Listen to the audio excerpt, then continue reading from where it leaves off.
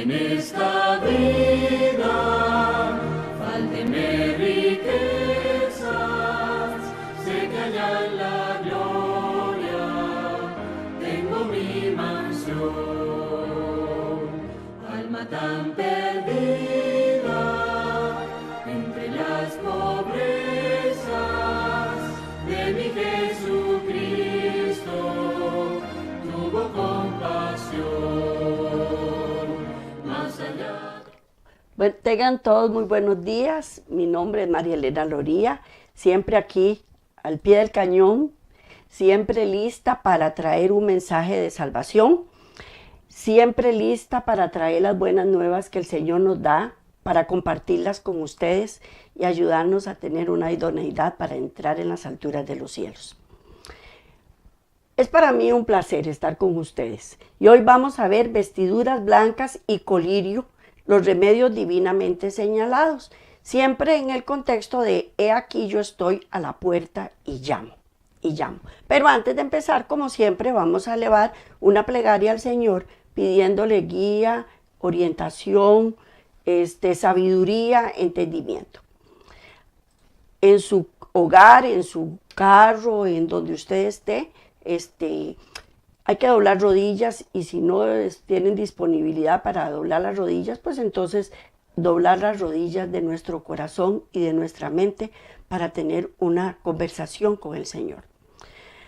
Amantísimo Padre Celestial, hoy estamos aquí delante de tu presencia, como siempre, Padre Eterno, para alabarte, para bendecirte, para darte gracias, para darte amor y ser un poquito recíprocos con ese amor tan grande que tú nos das, porque no los merecemos, estamos llenos de delitos y de pecados y de errores y defectos, que por eso estamos aquí, para enmendarnos y para corregirnos, porque la verdad es que somos bien feos delante de tu presencia, Padre Eterno, y no queremos ser hallados faltos cuando nos peses y nos llegue la hora del juicio.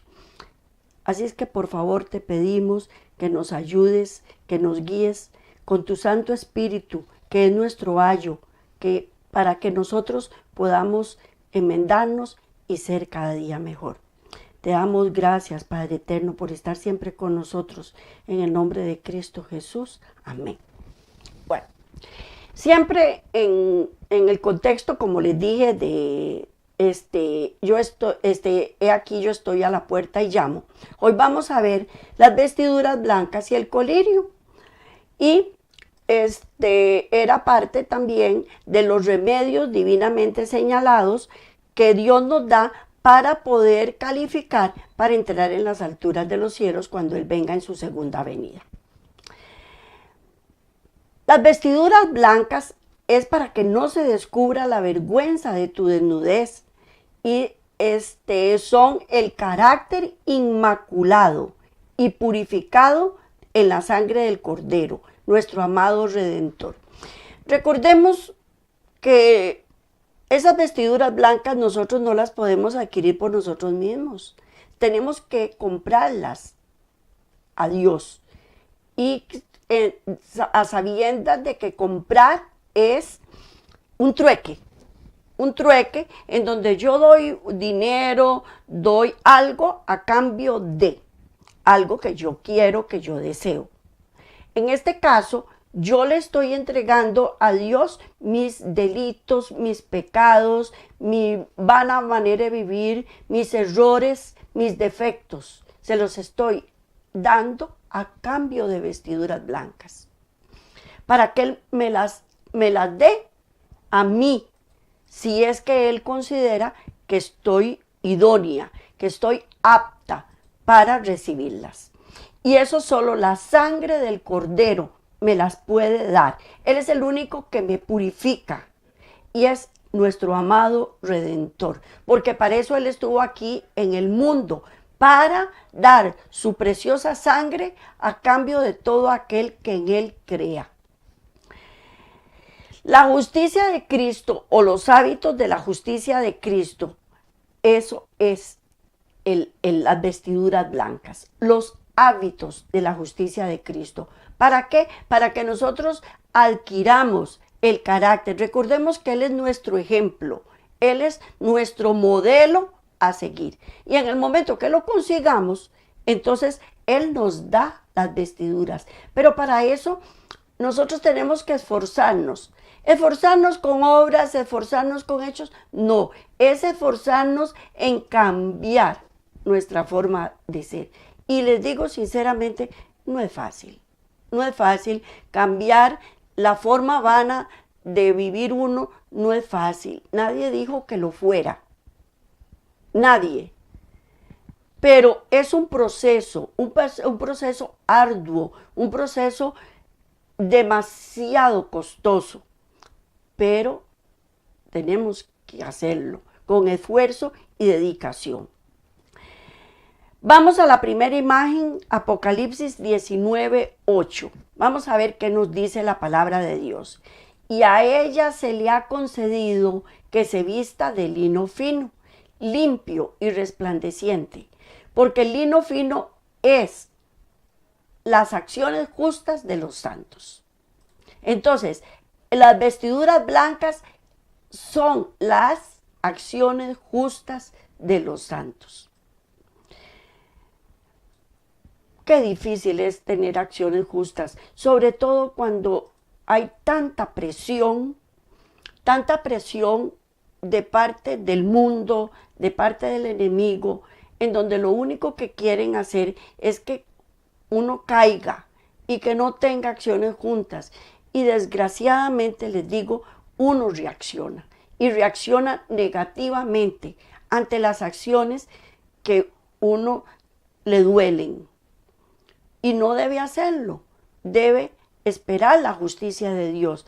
Pero somos seres humanos, reaccionamos y ese es el aprendizaje. Tenemos que aprender a reaccionar positivamente, no de acuerdo a mi egoísmo, a mi yo, sino de acuerdo a la palabra de Dios, a los hábitos de Dios y a la justicia de Cristo. No es por mi propia justicia, no es por mi propia justicia que yo voy a conseguir las cosas, ya que no poseo ninguna. Yo no puedo declararme justa. Lo que para mí es una injusticia, para otra persona es justicia. Y lo que para mí es justicia, tal vez para otra persona es injusticia. Cristo finalmente nos ha impartido una forma plena, no imputado en un sentido exclusivamente legal. Aquí no estamos hablando de legalidad terrenal, no estamos hablando de legalidad terrenal, porque las leyes en este país y en todo el mundo están muy manoseadas, están muy corruptas. Es la justicia de Cristo la que nosotros necesitamos. Es un sentido legal, pero de acuerdo a la palabra de Dios, de acuerdo a los requerimientos de Dios. Vamos a la siguiente imagen, que es Isaías 4, del 1 al 4. Dice: echarán mano de un hombre 7 mujeres en aquel tiempo, diciendo: nosotras comeremos de nuestro pan. Solamente permítenos llevar tu nombre, quita nuestro oprobio. En aquel tiempo el renuevo de Jehová será para hermosura y gloria, y el fruto de la tierra para grandeza y honra a los sobrevivientes de Israel. La siguiente imagen, porque las divido siempre cuando son muy largas y no me caben en una sola imagen, porque si no la letra se hace muy chiquitita y no la podemos ver. Y acontecerá que el que quedare en Sión, el que fuere dejado en Jerusalén, será llamado santo. Todos los que en Jerusalén estén registrados entre los vivientes, cuando el Señor lave la inmundicia de las hijas de Sión y limpie la sangre de Jerusalén de en medio de ellas, con espíritu de juicio y con espíritu de devastación. ¿Qué nos dice estos versículos? Que llegaron varias mujeres a pedir que les dieran vestiduras blancas, que quitaran el oprobio y que no piden comida ni nada a cambio. Lo único que quieren es que les quiten el oprobio, que le quiten la vergüenza que ellas tienen encima. Con Cristo no se puede hacer eso. Yo no puedo justificarme. Yo no puedo justificarme por mí misma, ni le puedo decir a Cristo, quítame el oprobio, quítame mi pecado, bórralo del libro de la vida, de las memorias, perdón. Y no hay ningún problema. Salgo limpia, salgo impune y no hay ningún problema. Así no funciona. No es como cuando, por eso les dije, las leyes terrenales están corruptas, porque yo puedo ir a un juez y yo puedo ir a un de mi abogado y decirle, quite esas evidencias en contra mía, yo le doy cierta cantidad de dinero y no procede y me dan sobreseimiento. Delante de Cristo no se puede hacer eso. Yo no puedo ir a pedirle a Dios que me quite pecados de encima que yo no merezco que me los quiten. Yo no merezco que me los quiten. Y eso es lo que Dios hace, quitar los pecados cuando uno merece que se los quiten. ¿Y cuándo es que nosotros merecemos que nos quiten nuestros pecados? Cuando vamos delante de Él con un corazón contrito y humillado. Ahí es cuando Cristo verdaderamente borra los pecados del libro de las memorias. Pero ¿a quién es el que sí se lo van a hacer? A los que se mantienen en Cristo. Y para ellos es el fruto de la tierra, para grandeza y para honra, para los sobrevivientes de Israel.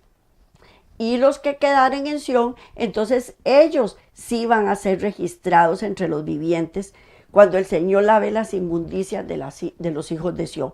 Esto se refiere a la iglesia. Por eso le dice a la esposa de la iglesia, se le ha concedido que se vista de lino fino, limpio y resplandeciente para recibir al Rey. Entonces, en nuestro conocimiento de la justicia de Cristo es tan superficial, entonces las mujeres echan mano, las personas echan mano y quieren chantajear a Cristo. Queremos chantajearlo y que nos dé su nombre, como la esposa cuando se casa con el esposo, que recibe el nombre del esposo. Eso es lo que le están pidiendo a Cristo. Despósame, haz que me pueda casar contigo para que quites mi oprobio. Pero yo no quiero cambiar. Yo quiero seguir en mi vana manera de vivir. Entonces, en ese sentido, no vamos a llegar jamás a ser su verdadera esposa. Jamás vamos a llegar a ser su verdadera esposa. ¿Por qué? Porque Cristo conoce nuestros corazones. Estamos hablando de las vestiduras blancas, que es las que Cristo nos va a dar al final de los tiempos, cuando ya estemos preparados para ascender a las alturas de los cielos. La justicia, la doctrina de la justicia de Cristo va en relación con la ley. Significa el conocimiento de que la justicia de Cristo fue la justicia de un ser verdaderamente divino y humano. En los próximos capítulos, el próximo tema que quiero desarrollar con ustedes es sobre la naturaleza divina y humana de Cristo. Entonces, próximamente vamos a ampliar este conocimiento. Entonces, esa naturaleza divina y humana condenó el pecado en la carne. Y vamos a la próxima imagen, que es Romanos 8:3. Vamos a ver qué nos dice. Porque lo que era imposible para la ley, por cuanto era débil por la carne, Dios, enviando a su Hijo en semejanza de carne de pecado, y a causa del pecado, condenó al pecado en la ley. Recordemos que la palabra de Dios dice que pecado es infracción de la ley. También recordemos que antiguamente estaba la ley de Dios cuando Dios le dio a Moisés en el monte Sinaí la ley, y que todos los miembros de las tribus eran juzgados de acuerdo a la ley. Pero también les dio la solución, que era todos los rituales de matar un corderito y de pedir perdón por nuestros pecados y por nuestras iniquidades, y que ese corderito era tipificaba a Cristo Jesús. Pero cuando Cristo vino al mundo en semejanza de carne, de pecado, condenó al pecado en la carne. ¿Por qué lo condenó? Porque él cumplió la ley. Él cumplió la ley. Entonces, como él cumplió la ley, ahí en ese momento condenó el pecado en la carne. Este fue un punto focal del mensaje. Sin esa gran idea, el mensaje está desprovisto de poder. El carácter que Cristo desarrolló, nosotros lo podemos desarrollar si tenemos su misma fe. ¿Qué es lo que tenemos que hacer? Imitarlo. En otras palabras, la justicia viene por la fe. Yo le creo a Dios, yo le creo y yo sé que Él no mintió, entonces yo me propongo no mentir. Como se lo dije, es un proceso largo, es un proceso difícil, es un proceso tedioso. ¿Por qué? Porque en el momento menos pensado, cuando me doy cuenta, lo volví a hacer. Volví a mentir. Entonces me siento mal delante de Dios, porque yo le había prometido a Cristo no volver a mentir, y sin embargo lo estoy haciendo de nuevo. Pero entonces ahí yo le digo, Padre, ayúdame, porque yo sola no lo logro. Y eso lo estoy haciendo por fe, porque yo sé que Él viene a socorrerme en los momentos de que yo lo necesito. Y ya estoy dispuesta a decir la siguiente mentira, y viene a mi mente, me pone el Espíritu Santo que redarguye en mí que no debo mentir. Y aunque la mentira duela, porque duele, la verdad duele. Decir la verdad es más doloroso que decir una mentira. Y supuestamente hace más daño decir la verdad que decir la mentira. Por eso lo estoy diciendo, supuestamente, porque al final de cuentas la verdad liberta. Y cuando yo digo la verdad y acepto la verdad y digo, sí, lo hice, yo lo hice, estoy liberándome a mí misma. Y en ese momento estoy adquiriendo el carácter de Dios.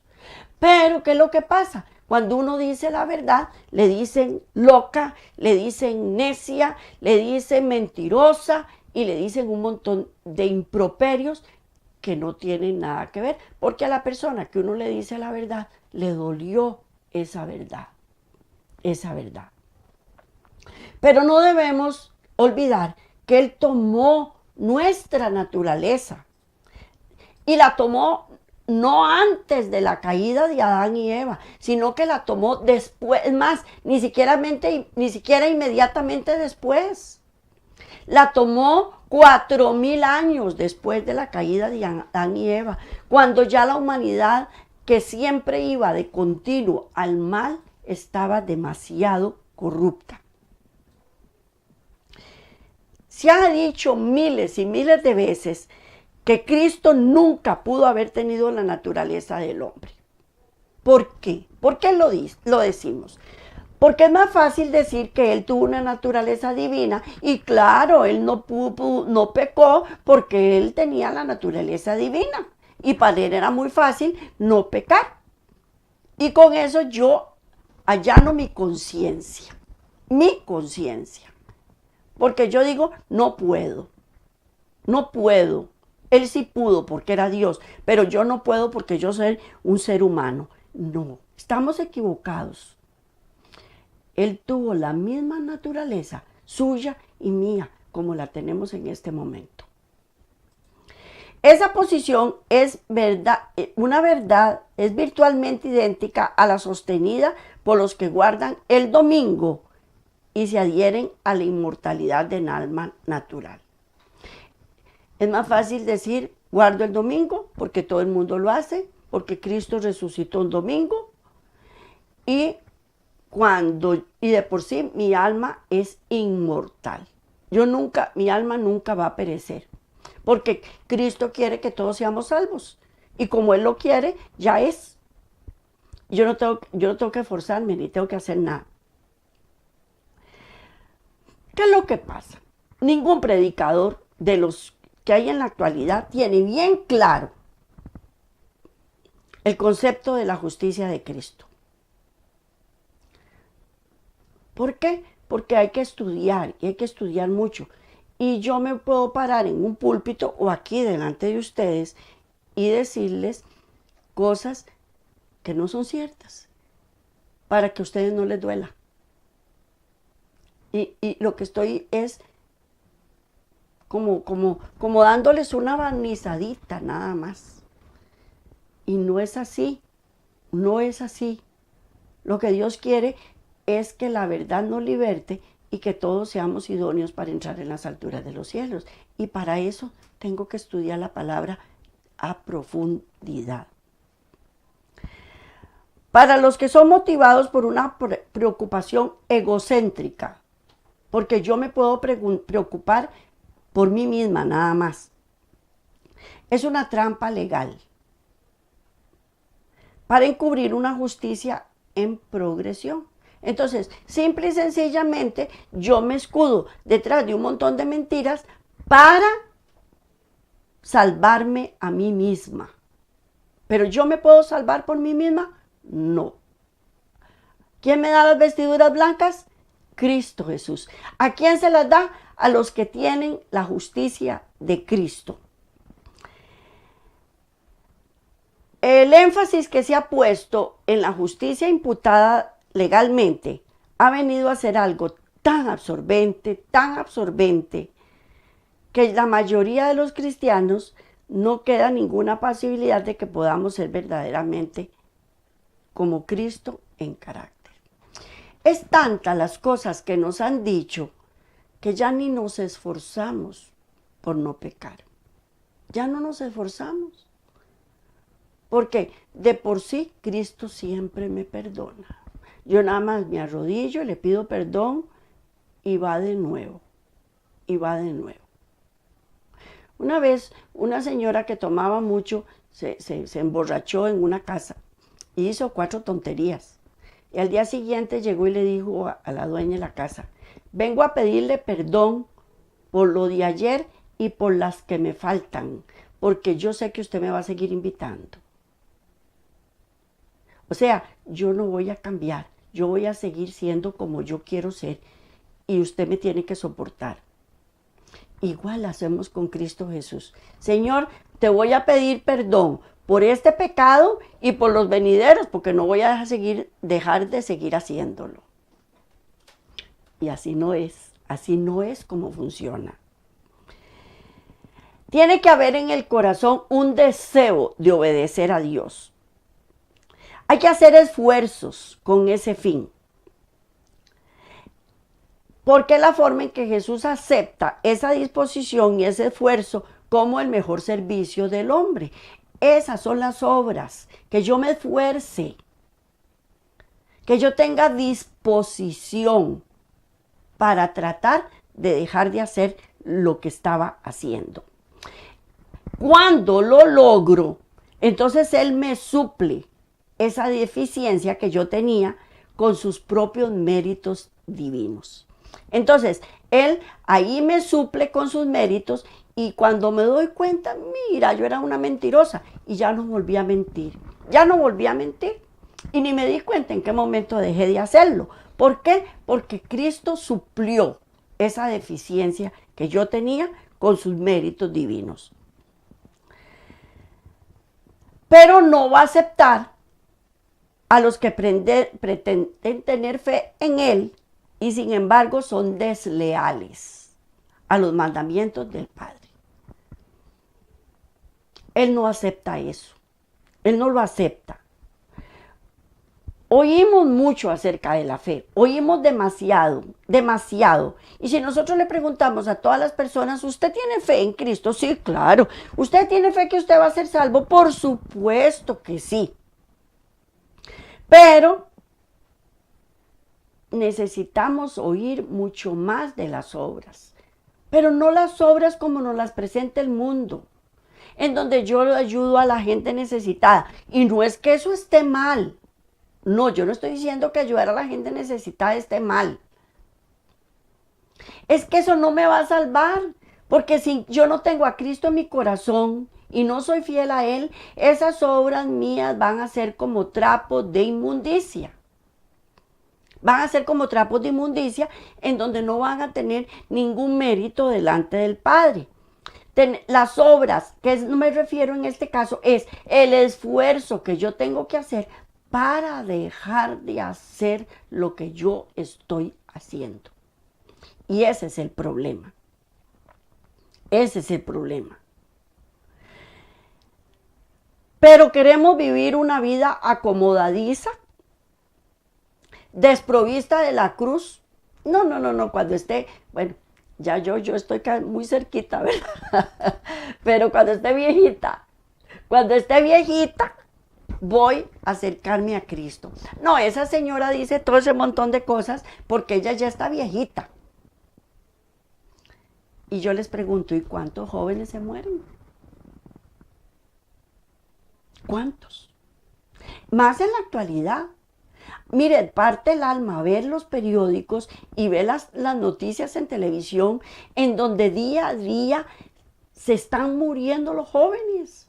Muchachos entre 20 y 30 años, como dice la palabra de Dios, en su edad viril, los están matando, se están accidentando. ¿Qué es lo que está pasando? Y dicen, no, cuando yo esté viejita o cuando esté viejito. No debe ser así, porque entonces no queda ninguna posibilidad de ser verdaderamente como Cristo en carácter. Cuando en el corazón está el deseo de obedecer, cuando se hacen esfuerzos con ese fin, Jesús acepta esa disposición y ese esfuerzo. Pero necesitamos más poner de nuestra parte. Por otra parte, Jesús dice, si alguno viene en pos de mí, tome su cruz y sígame. Tome su cruz y sígame. Normalmente decimos que amamos al Señor, todos lo decimos, que lo amamos y que lo aceptamos, pero en mi corazón no deseo obedecer a Dios. No hago el mejor esfuerzo, porque decimos no podemos obedecer sus mandamientos. Y el Señor lo sabe. El Señor lo sabe, que nosotros por nosotros mismos no podemos obedecer sus mandamientos. ¿Cómo lo logramos? Escondidos en Él, refugiados en Él, pidiéndole ayuda a Él. Y Él va a suplir todo el resto. Todo el resto lo va a suplir. Mientras que la promiscuidad, la infidelidad y el divorcio ocurren en la iglesia, los pastores continúan aferrados a la suposición de que Cristo tomó la naturaleza impecable de Adán antes de su caída. Todo el mundo prefiere creer que Cristo adquirió la naturaleza de Adán antes de su caída,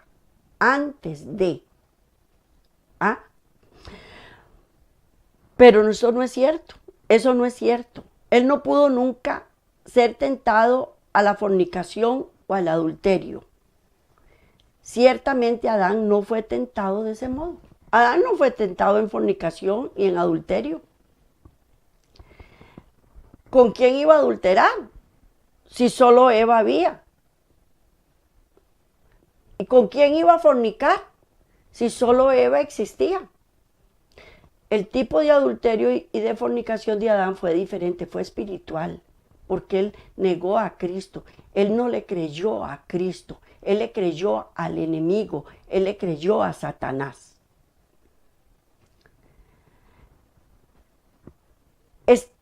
Entonces, Cristo no estaba exento de nada. Si Adán fue exento, Cristo también tenía que ser exento si asumió la naturaleza de Adán antes de su caída. Pero él asumió la naturaleza después de su caída. Entonces no estuvo exento de nada. Todo, el mundo, el pueblo, los hermanos, todo el mundo que lo rodeaba, de continuo lo acechaban para que hiciera cosas que no tenía que hacer. Entonces, ¿cuál fue la única razón por la que no pecó? Porque él decidió no pecar. Él lo decidió, él decidió no hacerlo.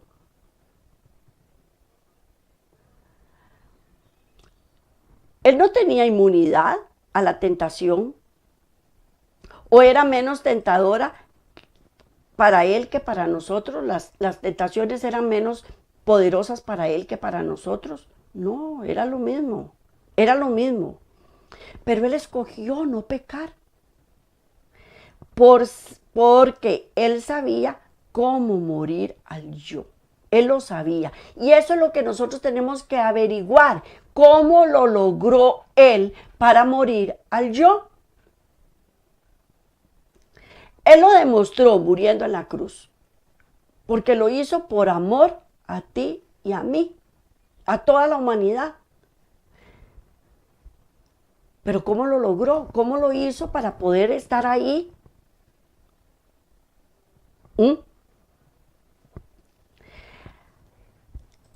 Condenó al pecado en la carne, incluyendo el pecado de la impureza sexual.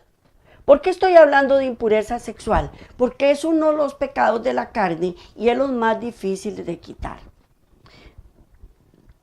Cuando uno llega a cierta edad, tiene necesidad de tener sexo. Las hormonas están trabajando a full. Y es muy fácil caer en inmoralidad sexual. Cristo tuvo esas edades también. Y tuvo sus hormonas trabajando a full también. Y sin embargo, él decidió no pecar. Y fue tentado en la carne, como lo pudo haber sido cualquier otra persona. Vamos a la siguiente imagen. Hebreos 4:15, que dice: porque no tenemos un sumo sacerdote que no pueda compadecerse de nuestras debilidades, sino uno que fue tentado en todo según nuestra semejanza, pero sin pecado. Él fue tentado, como usted, como yo, tal vez peor, porque ahí estaba Satanás funcionando a ver cómo hacía para traérselo al suelo, porque dependía de la obediencia de Cristo el que él saliera triunfante o no saliera triunfante. Si Cristo obedecía, él perdía, y si Cristo desobedecía, él triunfaba, y él hacía todo por conseguirlo. ¿Ok? Si negamos esto, no hay mensaje de la justicia de Cristo. Si yo niego que Cristo no fue tentado en todo, yo estoy negando la justicia de Cristo. ¿Por qué? Porque entonces ya esta pierde el significado que tenía. Si se le separa de la semejanza de carne de pecado que recibe todo hijo de Adán y Eva. Entonces, ¿para qué estoy yo aquí? No tiene sentido que esté yo aquí hablándoles a ustedes de esto si niego que él recibió que él fue un ser humano criado de acuerdo a Adán antes de la caída. Y que él no era exento de tentación, exento de pecado y que él tenía una naturaleza divina. Vamos a la siguiente imagen, Hebreos 2:18. Vamos a ver qué nos dice la palabra de Dios. Pues en cuanto él mismo padeció siendo tentado, es poderoso para socorrer a los que son tentados. Él padeció en la tentación, pero muchos no lo entendemos. No lo entendemos. ¿Por qué? Porque lo negamos. Porque nos duele. ¿Por qué negamos las cosas? Porque nos duele. ¿Por qué mentimos? Porque decir la verdad nos duele. Y decir que yo soy una pecadora, que tuve tentaciones o tengo tentaciones de toda clase, me hace verme fea. Fea, fea, fea. Entonces prefiero no entenderlo y decir, claro, yo eso no lo creo. La ignorancia a esa verdad corta los lazos de unión y simpatía con Cristo. Esa es la razón por la que miles no tienen nada que los protege en la hora de tentación. ¿Por qué? Porque el pecado me aleja de Cristo. Pierdo amistad con Él. Me siento fea, me siento sucia, me siento humillada delante de Cristo. Entonces prefiero no verlo, prefiero ignorarlo, prefiero no buscarlo. Y entonces estoy perdiendo la protección. Estoy perdiendo la protección que Él me puede dar. Cristo es mortalmente humillado por una iglesia remanente que no demuestra una norma de excelencia moral. Si yo no les presento a ustedes esto, Cristo es humillado. ¿Por qué? Porque yo lo estoy llamando mentiroso. Porque estoy diciendo, ¿cómo se va a compadecer de mí si Él nunca estuvo en esta carne de pecado? Si Él tuvo solo naturaleza divina. ¿Cómo voy a decir que Él lo estoy humillando? Porque digo, Él no fue tentado en todo como yo. Eso es lo que digo. Y con eso lo estoy humillando. Y así me estoy uniendo a las corrientes envenenadas de Babilonia. Recordemos que Babilonia significa confusión y entonces esa gente está confundida. Ustedes no han visto, cuando un novio le dice a la novia, estoy confundido, es porque está viendo a otra muchacha. Pues igual pasa cuando yo le digo a Cristo, estoy confundida, es porque estoy coqueteando con Satanás. Y entonces digo, estoy confundida. No quiero creer en lo que usted me dice. Lo estoy diciendo mentiroso. Eso es lo que estoy haciendo. Pero en ese momento estamos desnudos de justicia. Y si el testigo fiel y verdadero me está pidiendo que yo compre, es porque no tengo. Y vamos a Apocalipsis 3:18.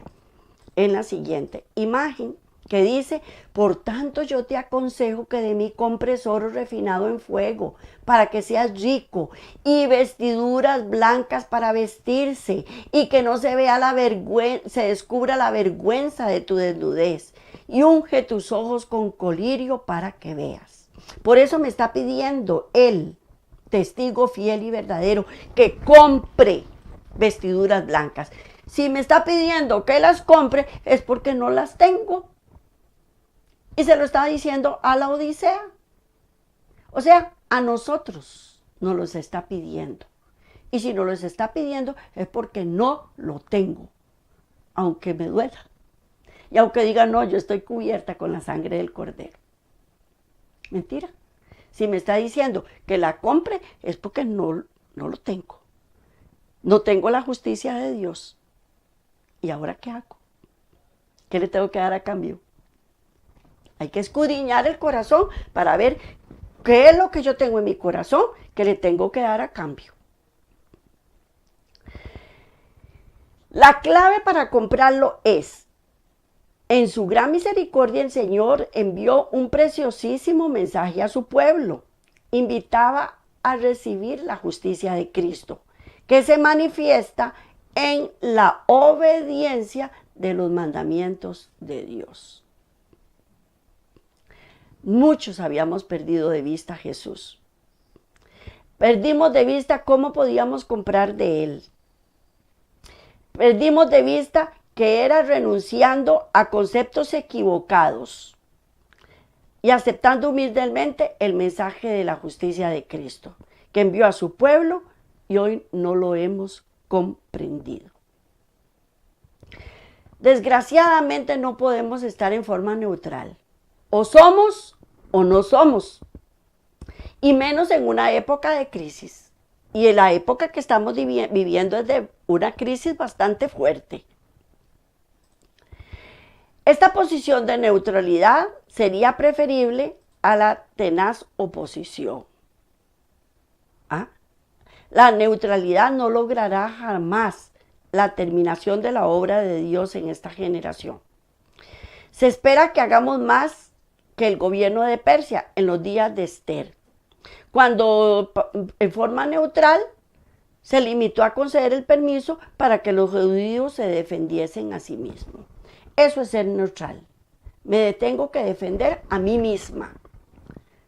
Y ya vimos que no podemos. Solo lo logramos a través de la justicia de Cristo nada más. Entonces no podemos ser neutrales. O estamos refugiados en Cristo o nos perdemos.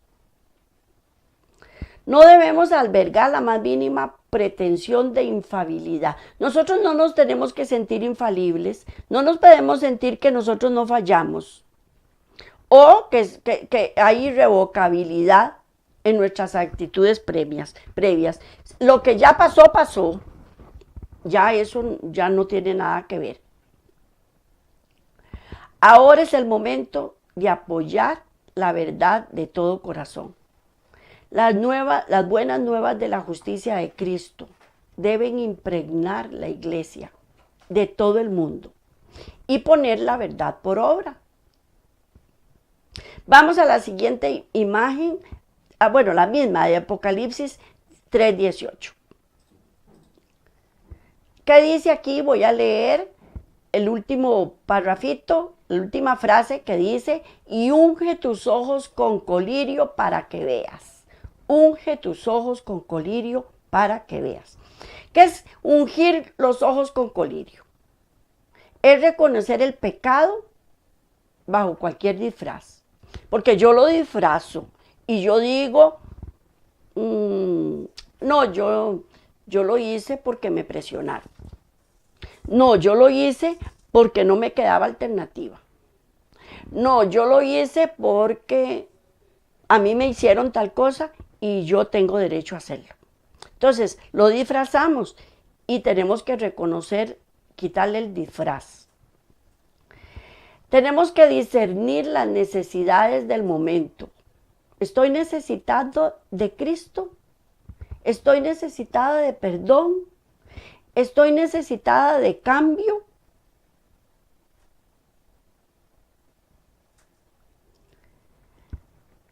Por otra parte, debemos distinguir entre la verdad y el error. Mire, me duele mucho decirlo, pero hay gran cantidad de familias disfuncionales que nos acusamos unos a otros. Nos acusamos unos a otros diciendo, tal vez usted fue una mala mamá o un mal papá y tal vez yo me comporté mal como hijo.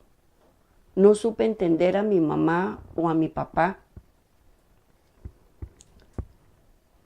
O no supe entender a mis hijos. No sale la verdad a la luz porque me duele decir que me equivoqué y que hice cosas que no debía haber hecho. Y no me estoy dando cuenta que estoy cayendo en el juego de Satanás. Estoy cayendo en su juego y tengo que huir de las ardides de Satanás. ¿Por qué lo tengo que hacer? Porque eso me produce ceguera espiritual. ceguera. Si Dios me está diciendo que estoy ciego, es porque lo estoy. El colirio hace posible que el pecado inconsciente venga a la conciencia. El pueblo está sumido en un triste engaño. Vamos a la siguiente imagen, Romanos 3:19. Dice, y también el Romanos 1:28. Pero sabemos que todo lo que la ley dice, lo dice a los que están bajo la ley, para que toda boca se cierre y todo el mundo quede bajo el juicio de Dios. ¿Por qué? Porque como ellos no aprobaron tener en cuenta a Dios, Dios los entregó a una mente reprobada para hacer cosas que no convienen. Tenemos que tener en cuenta a Dios, tenemos que tenerlo en cuenta a Él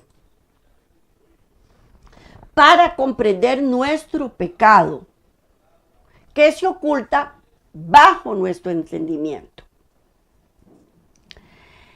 Porque eludimos el ser culpables, lo eludimos, no queremos sentirnos culpables. Estamos en los últimos días y hay mucha confusión con respecto a la naturaleza y profundidad del pecado, porque en la actualidad se llaman cosas buenas como si fueran malas y cosas malas como si fueran buenas. Vamos a la siguiente imagen, Juan 24:25. Dice, pero Jesús mismo no se fiaba de ellos, porque conocía a todos y no tenía necesidad de que nadie le diese testimonio del hombre, pues él sabía lo que había en el hombre. Él sabe lo que hay en nosotros. ¿Por qué? Porque él no tiene la barrera de la inconsciencia que nosotros tenemos. Como él no conoció culpa, no tenía nada que reprimir, a gran diferencia de nosotros. Él no tenía nada que esconder. Y aquello que nosotros experimentamos inconscientemente, Dios lo experimentó conscientemente por nosotros. Juan en este versículo nos habló del milagro de la herencia del Salvador y consciente en nuestra propia naturaleza y conocimiento de ello. No confiaba en nosotros porque él lo sabía lo que había en nosotros y él lo veía y él lo descubría y lo descubre día con día. Por eso es que nos dice que compremos oro, vestiduras blancas y colirio, para que veamos la inmundicia de nuestro proceder.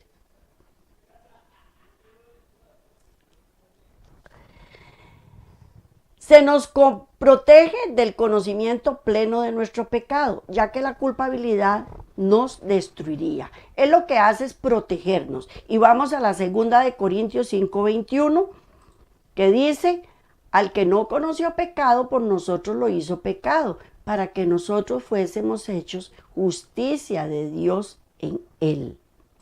Justicia de Dios en él. Él cargó con nuestros pecados. Vamos a Isaías 53:6. Todos nosotros nos descarriamos como ovejas y cada cual se apartó por su camino, mas Jehová cargó en él el pecado de todos nosotros. Continuamos. Juan 1:29 y Hebreos 1 del 9 y el 10. El día siguiente vio Juan a Jesús que venía a él y dijo, he aquí el Cordero de Dios que quita el pecado del mundo. ¿Quién lo quita? El Cordero de Dios. Yo no me lo puedo quitar. La ley no fue dada para el justo, sino para los transgresores y los desobedientes, para los impíos y pecadores, para los irreverentes y profanos, para los parricidas y matricidas, para los homicidas y fornicarios, sodomitas, secuestradores, mentirosos y perjuros, y para los que se opongan a la sana doctrina. Para ellos es la ley. No fue dada para el justo. Porque si usted no infringe la ley, no tiene por qué aplicarle la ley. Él conocía a los hombres.